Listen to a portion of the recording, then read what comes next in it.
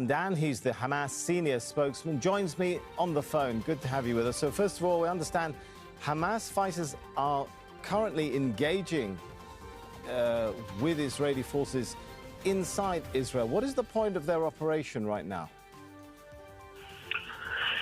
Well, thank you for having me. It was clear that the whole operation is a response for the Israeli attacks against Al-Aqsa Mosque, Jerusalem, and the West Bank.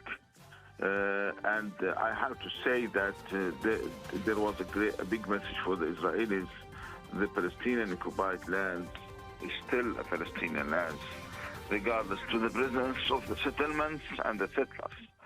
And there will be a time that those lands will be evacuated from the Israelis and it will be back for the Palestinians. This is the important idea of still fighting on our occupied lands and in the year 1948. All right. You're fighting, as you say, to end the occupation, but why is Hamas attacking civilians? Well, there was no attack against the civilians. All what was declared by Hamas. Let me jump in there, Mr. Hamdan, if I may, because a statement by the UN Secretary General clearly says that he's appalled by reports civilians have been attacked and abducted from their own homes. And we've seen videos, in fact, of what looks like Israelis being taken into Gaza. Are you saying the UN Secretary General is wrong? The pictures we've seen are wrong? This is a very important point to be figured. Through the last 20 years, Israel held attacks against Gaza and killed thousands of Palestinians, civilians, and no one has any comment.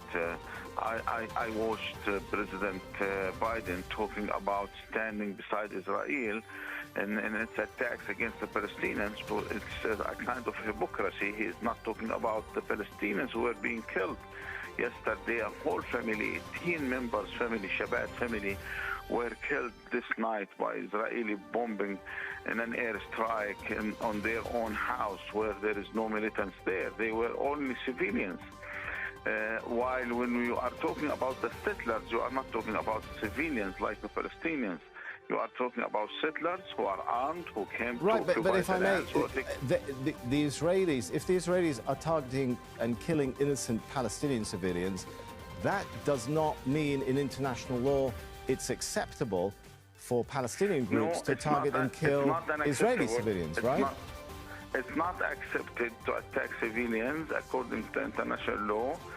So to come back to my question, let me, if I may, read to you a statement by Amnesty International, which is condemning the targeting by Israel of Palestinian civilians, but it's also condemning in a statement by October the 7th, saying Palestinian armed groups must refrain from targeting civilians and using indiscriminate weapons, acts amounting to war crimes. Is Amnesty wrong? Well, I have to say that you have to differentiate between the settlers and the civilians. The settlers, according to the international law, they are not civilians. They are weaponed. They attack the Palestinians. They in fact shooted against the Palestinians. So you have to differentiate between both issues, the civilians and the settlers, who are not, according to the international law, civilians. And we under international law, firing rockets, which is what Amnesty is saying, firing rockets are indiscriminate weapons that can hurt and do hurt civilians. Well, we hope that Amnesty can urge the international community to either to make an end for the Israeli occupation or to urge them to send more weapons to attack just only the soldiers.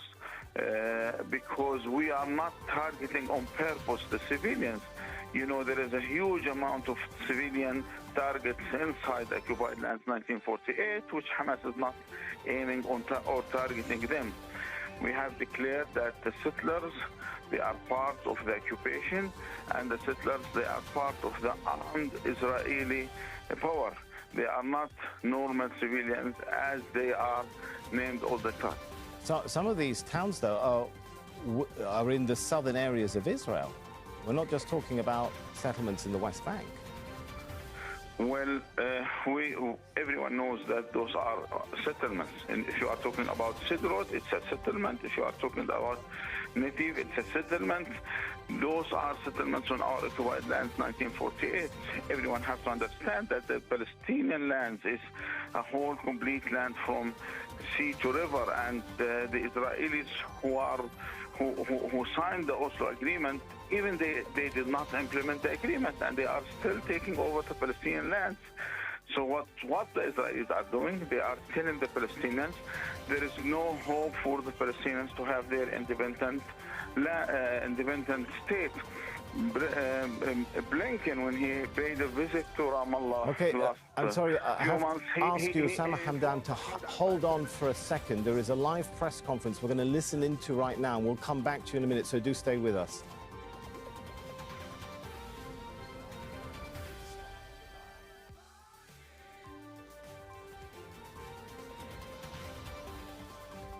All right, we're waiting to get in some live translation in so we can hear what the Israeli army is saying in this press conference. I believe we have it now, so let's listen in.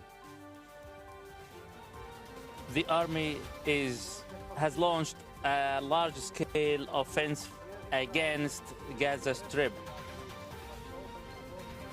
We are targeting Hamas leaders. We have superiority in terms of firepower, and we will disclose the results accordingly.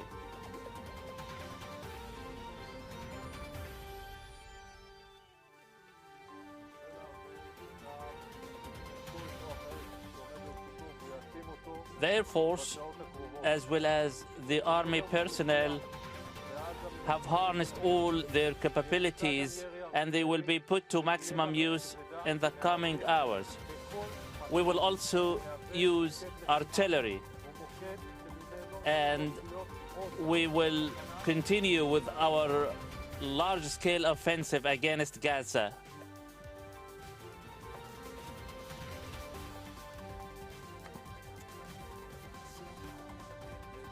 All right, so we caught there the remarks of Daniel Hagari there saying a large-scale offensive will continue. Let's bring in Osama Hamadan. He's a spokesperson for Hamas, and you heard the vows not only there, but Israel's Prime Minister vowing to turn Hamas sites into rubble. What's your response to that?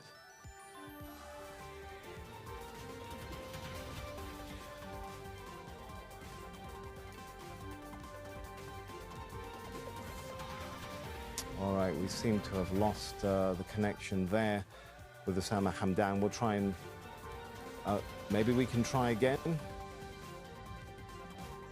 All right, let me try again. So, Mr. Osama Hamadan, if you can hear me now, we are hearing the vows there from the Israeli military, but also before that from Israel's Prime Minister. Benjamin Netanyahu is vowing to turn Hamas sites into rubble. What's your response to that?